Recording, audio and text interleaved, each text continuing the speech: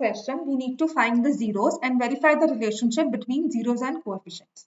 तो जब भी हमें zeros निकालने होते हैं या coefficients को establish करना होता है ना for a, b and c for मतलब इस standard form में equation को हमें लिखना होगा कि x square का coefficient क्या है, x का coefficient क्या है, c constant term क्या है. तो हमारी कोशिश होती है कि जो हमारी इक्वेशन है it should be in standard form. तो यहाँ पे एक्स स्क्वायर की टर्म के साथ +1 भी है तो मैं क्या करूंगी, पहले मल्टीप्लाई कर दूंगी ax स्क्वायर प्लस a और यहाँ पे देखो x की टर्म इकट्ठी लिखी हुई है तो ये आ जाएगा -a square plus 1 into x. So this becomes ax square minus a square plus 1 into x plus a.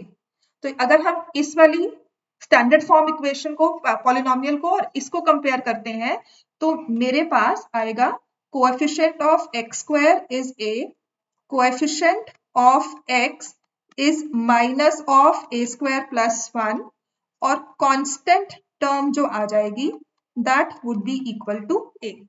तो सबसे पहला काम तो हम करेंगे जीरोस निकालना. तो जीरोस निकालने के लिए मैं क्या करती हूँ, इस x को मल्टीप्लाई कर दूंगी तो it will be ax square minus a square x plus x plus a. Plus x नहीं आएगा बिकॉज यहाँ पर एक बीच में माइनस साइन है तो it would be minus x. ठीक है, तो it would be minus x. यहाँ से minus a square into x minus 1 into x. So it would be ax square minus a square x minus x plus a. Right. So अब इसके बाद आ जाएगा, यहाँ से हमने ax कॉमन लिया so it would be x minus a और यहाँ से -1 कॉमन लिया it would be x minus a. तो ये आ जाएगा ax minus 1 into x minus a.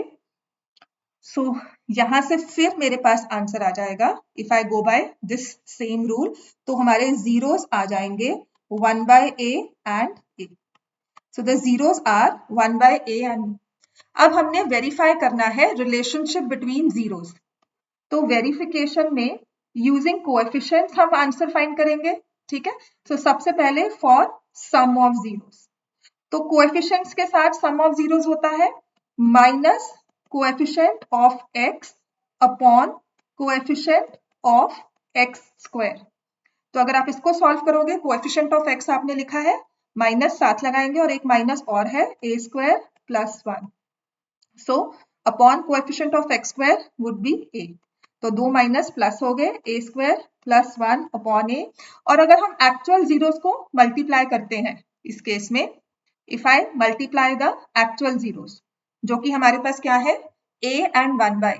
So alpha into beta actual zeros को हमने alpha plus beta actual zeros को हमने ऐड किया तो अल्फा प्लस बीटा हो जाएगा 1 बाय a प्लस a. जब एलसीएम लोगे तो आएगा a square plus 1 by a, hence verified.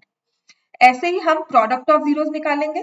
तो प्रोडक्ट ऑफ जीरोस के लिए हम क्या कर रहे हैं, I am finding product of zeros. Product of zeros का फॉर्मूला होता है कोएफिशिएंट्स को यूज करके कांस्टेंट